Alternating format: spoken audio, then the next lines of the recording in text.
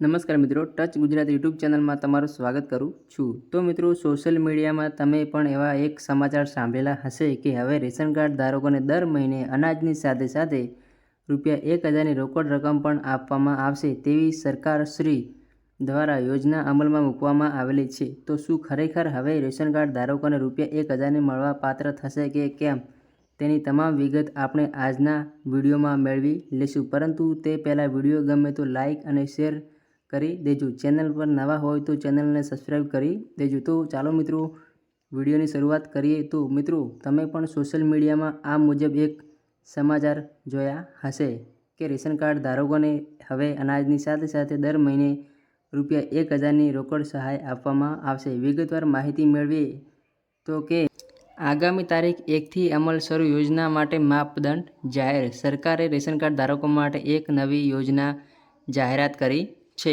આ યોજના હેઠળ રેશન કાર્ડ ધારકોને દર મહિને અનાજની સાથે સાથે ₹1000ની નાણાકીય સહાય પણ આપવામાં આવશે। આ યોજનાની મોટાભાગના લોકોને લાભ થશે। ખાસ કરીને આ યોજનામાં એવા પરિવારો માટે સૌથી વધુ ફાયદાકારક છે જેમની આર્થિક સ્થિતિ સારી નથી, કારણ કે આમાં અનાજની સાથે સાથે ગરીબોને દર મહિને ₹1000 પણ આપવામાં આવશે। આ યોજના ઉદ્દેશ્ય માત્ર ગરીબ પરિવારોને મફત રાશન પૂરું પાડવાનો નથી, પણ ગરીબ અને જરૂરિયાતમંદ પરિવારોને આર્થિક મદદરૂપ પાડવાનો પણ છે। આ યોજનાનો લાભ ફક્ત તે લોકોને જ મળશે જે સરકાર દ્વારા નક્કી કરેલા માપદંડોને પૂર્ણ કરશે।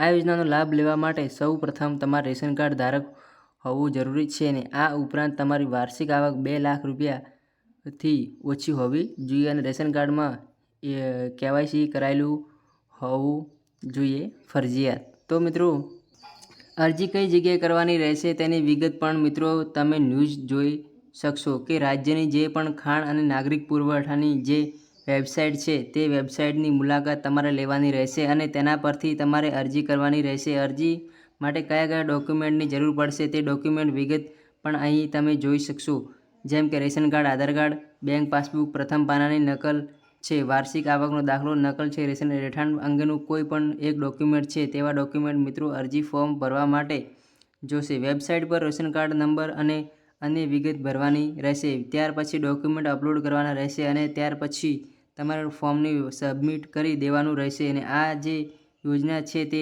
મિત્રો 1 જૂન 2025 શરૂ કરવામાં આવશે તેવું મિત્રો અહીં એક ન્યૂઝમાં જોઈ શકશો। પરંતુ મિત્રો, આ ન્યૂઝ છે તે તદ્દન ખોટા છે।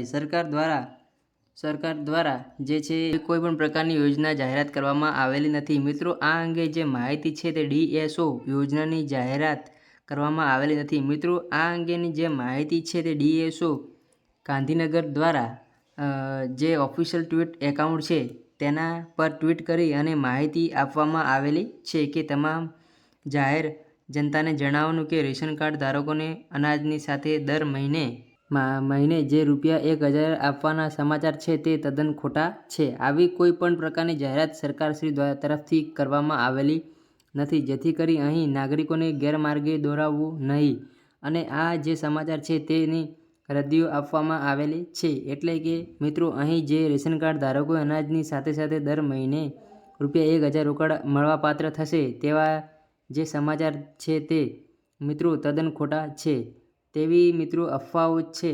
તેથી કરી અફવાઓથી તમારે સાવધાન રહેવું જોઈએ, કારણ કે મિત્રો સરકારશ્રી દ્વારા આવી કોઈ પણ પ્રકારની યોજનાની જાહેરાત કરવામાં આવેલી નથી। તો આવી રીતે મિત્રો તમે જે સોશિયલ મીડિયામાં સમાચાર જુઓ છો કે હવે રેશન કાર્ડ ધારકોને દર મહિને ₹1000ની સહાય છે તે આપવામાં આવશે, તો મિત્રો તે સમાચાર ખોટા છે તેવી સરકારશ્રી દ્વારા કોઈ પણ યોજનાની જાહેરાત કરવામાં આવેલી નથી। આશા રાખું છું વિડીયો પસંદ પડ્યો હશે તો લાઇક અને શેર કરી દેજો। ચેનલ પર નવા હોય તો ચેનલ સબસ્ક્રાઈબ કરી દેજો। ફરી મળીશું એક નવા ટોપિક સાથે એક નવા વિડીયોમાં। ત્યાં સુધી જય હિન્દ, જય ભારત, જય વંદે માતરમ।